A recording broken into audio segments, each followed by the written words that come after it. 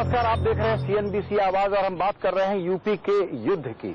हम लखनऊ में बातचीत कर रहे हैं कि यूपी के युद्ध के क्या परिणाम होंगे और ये राष्ट्रीय राजनीति पर क्या असर डालेंगे। यहाँ के वोटर का मिजाज जानना, 11 करोड़ लोगों के दिमाग को समझना कोई आसान काम नहीं है। तो हम जो भी सिनेरियो पेंटिंग करें, आप मान करके चलिएगा कि ये सिनेरियो है, कोई फोरकास्ट नहीं है। हम अपने मेहमानों के साथ ये जानने की कोशिश करेंगे कि कौन सरकार बना सकता है, कौन विपक्ष में रहेगा। लेकिन सबसे बड़ी बात यह है, क्योंकि इतना कंफ्यूज्ड इलेक्शन है, ये शांति से हो रहा है, लेकिन शायद अंदर ही अंदर एक सीरियस पोलराइजेशन है। इसीलिए ज्यादा से ज्यादा रिस्क हम सिर्फ ये बताने के लिए सकते हैं कि अंत में लोकतंत्र जीतेगा। हम ये नहीं कह सकते कि कौन नंबर 1, 2, 3 बनेगा, लेकिन वो सिनेरियो क्या होंगे इस पर एक नजर डालते हैं। हमारे साथ बेहद खास मेहमान हैं, कुछ लखनऊ के हैं, कुछ दिल्ली के हैं। मैं आपका परिचय कराना चाहूंगा अरविंद मोहन से, जो लखनऊ विश्वविद्यालय में अर्थशास्त्र के प्रोफेसर हैं। यहाँ के एक वरिष्ठ पत्रकार वीरेंद्र भट्ट हमारे साथ है, जो तहलका के यूपी के विशेष संवाददाता हैं। मेरी दाईं तरफ इला भट्ट हैं, इला पटनायक हैं, जो कि NIPFP में प्रोफेसर हैं, अर्थशास्त्र पढ़ाती हैं और मैक्रो इकोनॉमी पर पकड़ रखती हैं। और मेरे साथ मिस्टर LK झुंझुनवाला हैं, जो KM शुगर मिल्स के चेयरमैन हैं। आप सभी मेहमानों का बहुत बहुत स्वागत है। चर्चा शुरू करूं उसके पहले वीरेंद्र, जो ये 3 सिनेरियो हैं, क्लियर है कि एक सरकार बनेगी जिसमें मायावती सरकार बनाएगी, दूसरा है कि मुलायम सिंह सरकार बनाएंगे और किसी और पार्टियों की उसमें भूमिका हो सकती है। इन सिनेरियो को अगर हम ध्यान में रखें तो इसका सबसे बड़ा इम्प्लीकेशन ये होने जा रहा है कि यूपीए के लिए क्या मैसेज होगा। क्या राहुल गांधी यहां से कुछ ऐसा लेकर के जाएंगे जिससे लगे कि कांग्रेस उभार पर है, यूपीए स्थिरता की तरफ लौट रही है? अभी है कि इस बार यूपी में हंग असेंबली आ रही है, कोई किसी भी एक दल को इस पर जनादेश नहीं मिलने वाला है। जहां तक कांग्रेस की बात है, कांग्रेस पहली बार पिछले 20 वर्षों में एक किलर इंस्टिंक्ट के साथ चुनाव में उतरी है। राहुल गांधी यहां पिछले 2008 से लगातार यूपी को मथ रहे हैं, गांव-गांव जा रहे हैं। बुंदेलखंड को उन्होंने मुद्दा बनाया। बुंदेलखंड में का मुद्दा बनने के बाद केंद्र सरकार ने पैकेज दिया और राहुल भट्टा परसौल का जो कांड नोएडा में हुआ था मई 2011 में, उसके बाद से लगातार यूपी में दौरे कर रहे हैं। उन्होंने जुलाई में रैली भी की थी अलीगढ़ में। और निश्चित तौर पर सीटों के बारे में कोई आकलन और कोई भविष्यवाणी करना संभव नहीं है, लेकिन कांग्रेस अब इस चुनाव में नए वर्गों में अपनी जगह बनाएगी और निश्चित तौर पर उसके वोट प्रतिशत में कुछ सुधार आएगा। बिल्कुल ठीक है कि कांग्रेस के लिए एक रिवाइवल हो सकता है यूपी में, कुछ वोट बढ़ जाएं, कुछ जगह दफ्तर खुल जाएं, लेकिन हंग असेंबली जो हम कहते हैं, अरविंद मोहन जी, मुझे तो ऐसा लगता है कि एक तरह का पोलराइजेशन है यहाँ पर और ये एक तरह का सीधा मुकाबला है SP BSP के बीच में।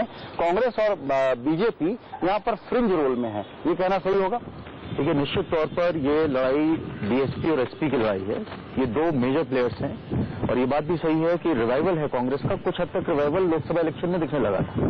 वो कंसोलिडेट होगा नहीं होगा ये आगे देखना है, लेकिन फिर भी ये लड़ाई BSP SP की है। ये बात कही जा रही है कि परसेंटेज ऑफ वोट वगैरह बढ़ गया है, तो मेरा मानना है उसके बावजूद भी ये लड़ाई प्राइमरीली SP BSP की लड़ाई है और वही बनी हुई है।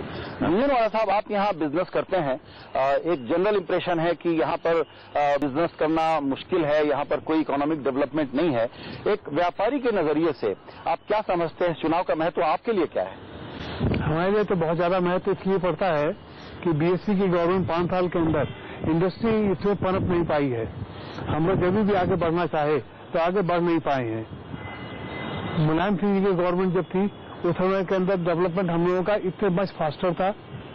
हो सकता है कि कांग्रेस के साथ में मर्जर करने के बाद में ये डेवलपमेंट और फास्टर हो जाए, क्योंकि केंद्र में सरकार और उत्तर प्रदेश की सरकार एक हुई और दोनों की इकोनॉमिक पॉलिसीज मिलती रही, तो मुझे पूरी उम्मीद है कि दोनों के मिलने से उत्तर प्रदेश का भविष्य बहुत अच्छा हो सकता है। जी, ये जो मसला है कि यहाँ पर डेवलपमेंट नहीं हुआ, पिछले 5 साल के कोई आंकड़े आप ऐसा मेंशन कर सकते हैं अरविंद मोहन, जिसके कारण हम एक तुलना देख सकें कि मायावती के राज में एग्रीकल्चर के नाते, सोशल स्टेट ग्रोथ के नाते हालात कैसे रहे? देखिए, 2 चीजें खासतौर पर कहना चाहूंगा। अगर आप ग्रोथ देखें तो जो आंकड़ा दिखाता है पिछले 4 साल में 7% प्लस की ग्रोथ है उत्तर प्रदेश में। इंडस्ट्री में भी ग्रोथ है, एग्रीकल्चर में भी ग्रोथ है, सर्विस सेक्टर में भी ग्रोथ है। पावर सेक्टर को अगर आप देखें तो पावर सेक्टर में जो पावर जनरेशन कैपेसिटी थी उत्तर प्रदेश की 2009 31 मार्च को, वो 5,500 मेगावाट है। इसमें ऑलरेडी 3,000 मेगावाट का इजाफा हो चुका है और संभावना है कि इस साल खत्म होने से पहले ये करीब 5,000 मेगावाट का इजाफा होगा।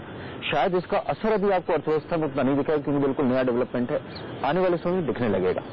दूसरा जो बड़ा फैक्ट दिखाई दे रहा है, फिस्कल रिवाइवल उत्तर प्रदेश में हुआ है। 98 में फिस्कल क्राइसिस का दौर है। उत्तर प्रदेश में revenue collection 7,000 crore, salary payment 11,000 crore, tax collection इतना भी नहीं है कि सैलरी पे हो पाती उत्तर प्रदेश के एम्प्लॉइज की। वहां से एक ट्रांजिशन आता है, स्ट्रॉन्ग कंसोलिडेशन है। आज आपको comfortable fiscal picture Uttar Pradesh में है यूपी आज की। बिल्कुल। इला जी, हमने जो छोटा मोटा दौरा किया, आपने भी कुछ इलाके देखे, तो जिस तरह के लोगों से हम मिल रहे हैं उसमें सुन के लगता है कि वोटर साइलेंट है, पता नहीं क्या करेगा, लेकिन एक एंटी मायावती बातें हम चारों तरफ सुनते हैं। आपने अपने पर्सपेक्टिव से क्या एब्जॉर्ब किया, क्या इश्यूज यहाँ आपको डोमिनेट करते हुए दिखते हैं? गवर्नेंस का इशू दिखता है, करप्शन का इशू दिखता है, जो लोग बात करें कि उस वजह से एंटी इनकम्बेंसी हो सकती है कि पर दूसरी तरफ बहुत क्लियर नहीं है कि जो लोग नाराज हैं मायावती से वो भी जाके किसी दूसरे को वोट देने वाले हैं। वो बहुत क्लैरिटी से उभर के नहीं आया है। एज इकोनॉमिस्ट आप क्या वॉच कर रही हैं, कंट्री के लिए क्यों इम्पोर्टेंट है? इसलिए क्योंकि कांग्रेस को अगर यहाँ पे इतनी सीट मिल जाती हैं कि वो जो भी सरकार बनाता है, एसपी बनाता है, बीएसपी बनाता है, पर जो भी सरकार बनाता है, अगर कांग्रेस उसको यहाँ सपोर्ट देता है और उसके बदले में सपोर्ट मिल जाती है लोकसभा और राज्यसभा में, तो सब इन्वेस्टर तो इस वक्त यही देख रहे हैं, इंडियन फॉरेन हर कोई यही देख रहा है कि क्या इस कांग्रेस केपेबल होगी बिल पास करवाने के कि नहीं। वो अलग मुद्दा है कि कांग्रेस खुद कई बिल पास कराना चाहेगी कि नहीं, इंटरनल उनकी पॉलिटिक्स क्या है, बट एटलीस्ट इवन केपेबिलिटी होगी कि नहीं वो डिपेंड करेगा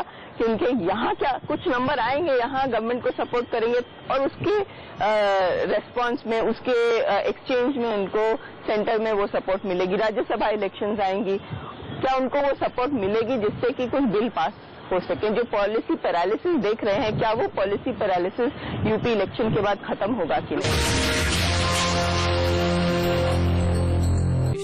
ये उनकी कुछ चीजें हैं जो मेरे पास पड़ी है, लेकिन उनकी जमा पूंजी जो मेरे लिए थी वो आपके पास पड़ी है। देखिए आप, मुझे यूँ यहाँ रोज रोज आना अच्छा नहीं लगता। आपके अपने उनके हक के पैसों के लिए परेशानी क्यों उठाएं? इसलिए भारतीय एक्सा लाइफ इंश्योरेंस ने बदला है जीवन सुरक्षा का नजरिया। पाइएगा क्लेम सूची के वक्त फंड वैल्यू का पूरा भुगतान सिर्फ 48 घंटों में। भारतीय एक्सा लाइफ इंश्योरेंस, जीवन सुरक्षा का नया नजरिया। पावर गॉन, इन्वर्टर ऑन, लेकिन भरोसा कितनी देर तक? चलता रहे वो ही इन्वर्टर जिसका साथ में एक्साइड ID 500 सुपर। आप 50% एक्स्ट्रा बैकअप, फर्क दिखता है।